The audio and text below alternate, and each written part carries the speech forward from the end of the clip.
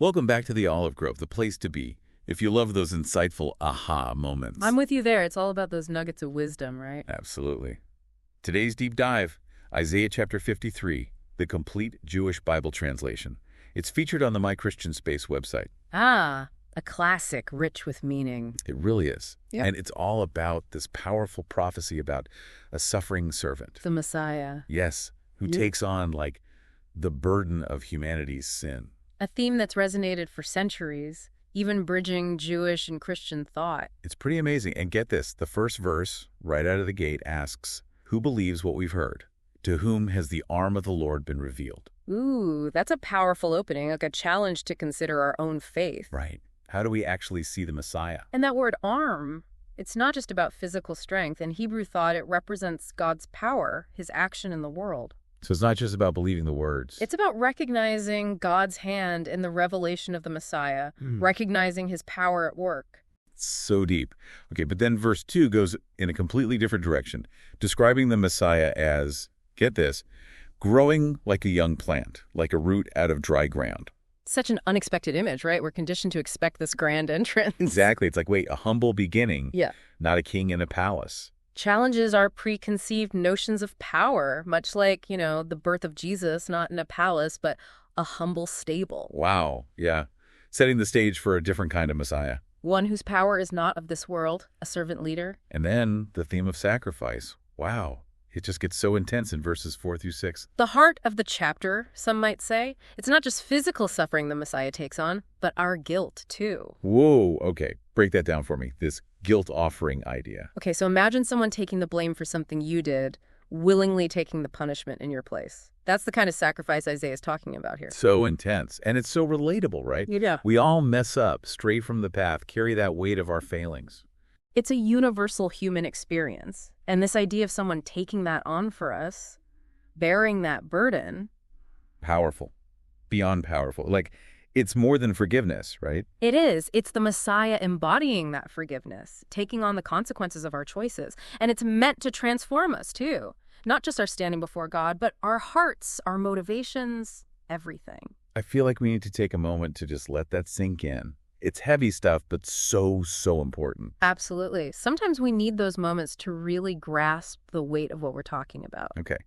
Now, I want to shift gears for a second. We talk about going deep here on the Olive Grove, right?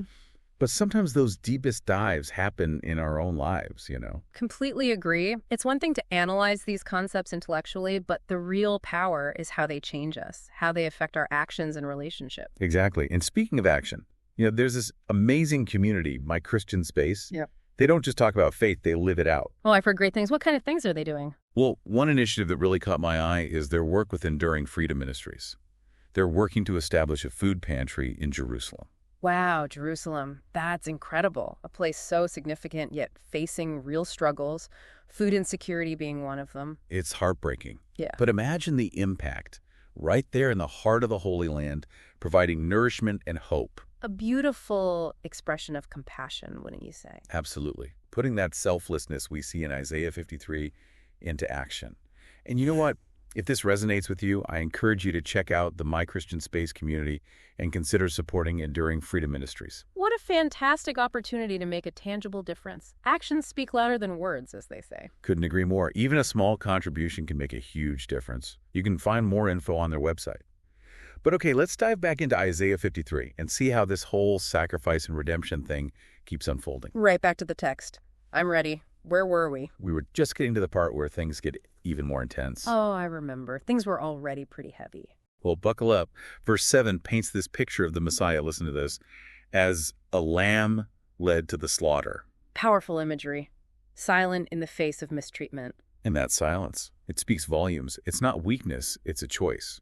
A deliberate choice to endure suffering for a greater purpose. Kind of reminds me of Enduring Freedom Ministries, actually. Oh, how so? That same willingness to serve, reaching out to those who are hurting, making a tangible difference, not just talking, but doing. Exactly. Bringing hope and aid to a place that's seen so much hardship. Like the Messiah's sacrifice, it's a powerful message of redemption and love. It reminds us that even small acts of compassion can make a huge impact, changing lives and communities, like ripples spreading outward. Just beautiful. I love that analogy. It's not about grandiose gestures, but consistent, genuine care. Exactly.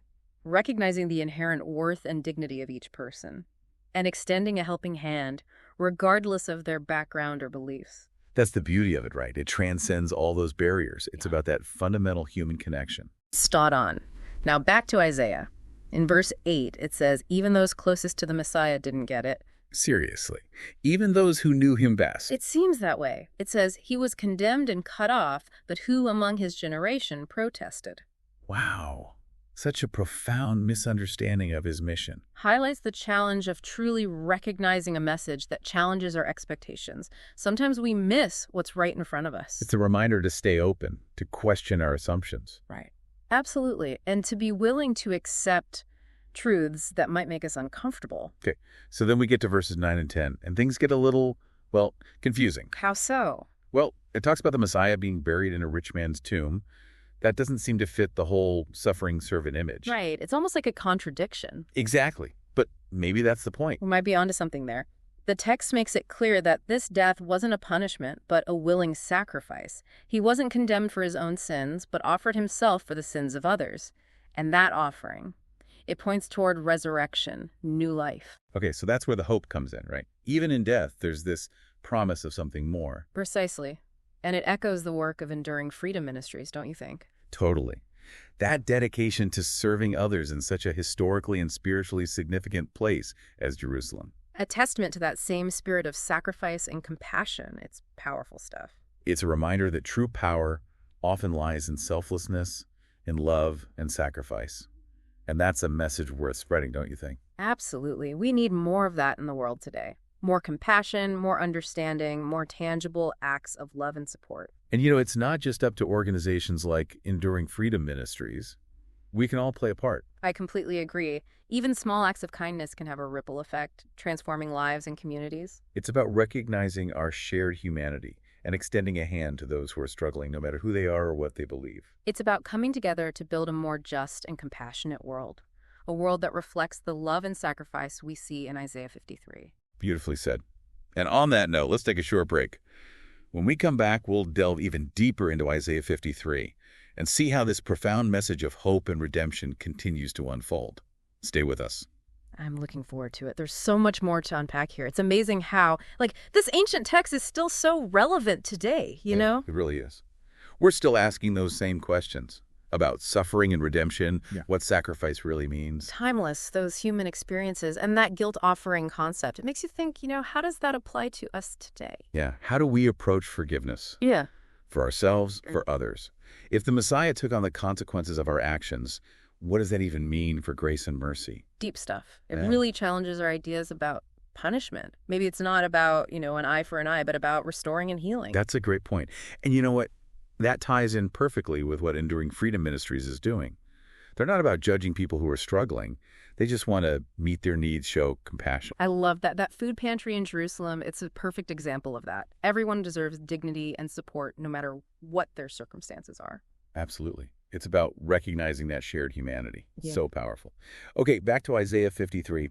Verses 11 and 12 seem to shift the focus to the impact of the Messiah's sacrifice. Okay, yeah. It talks about him making many righteous through his knowledge. What's that all about? Yeah, what's the deeper meaning there? It's a bit cryptic. It's about the transformative power of his sacrifice. It's not just wiping away guilt. It's a change in our hearts, our motivations. It goes deep. So it's not just about following rules, but a real internal change that leads to a righteous life. Exactly. Knowing isn't just intellectual here. It's experiencing the Messiah's sacrifice, letting it shape our lives, our choices, how we treat others. So his righteousness becomes like a shared experience connecting us all. Yes.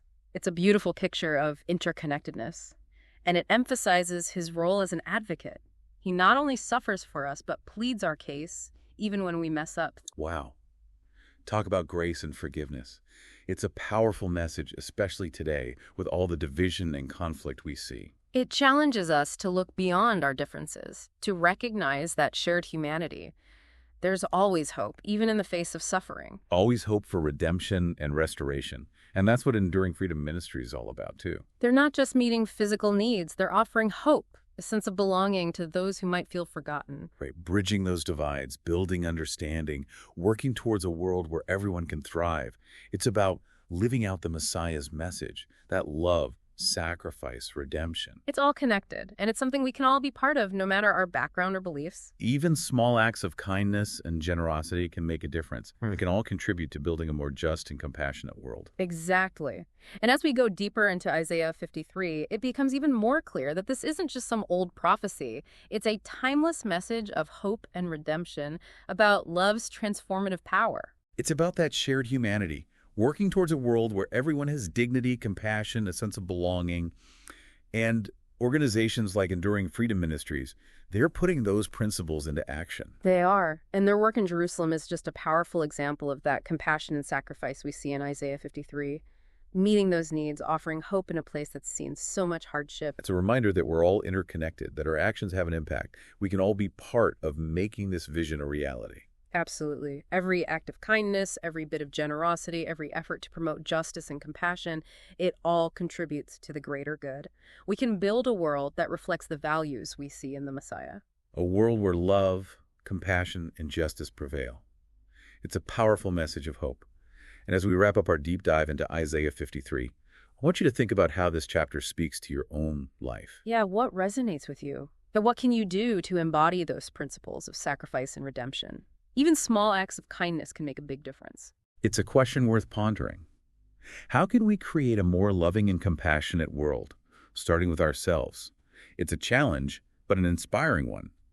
We can be the change we want to see. It's pretty amazing, right, how this ancient text still gets us thinking, even motivates us to do something, to make a difference. It's a testament to the power of these ideas. They Yeah. really do transcend time. So as we wrap up our deep dive into Isaiah 53, what's that one key takeaway you hope our listeners hold on to? That's a good question.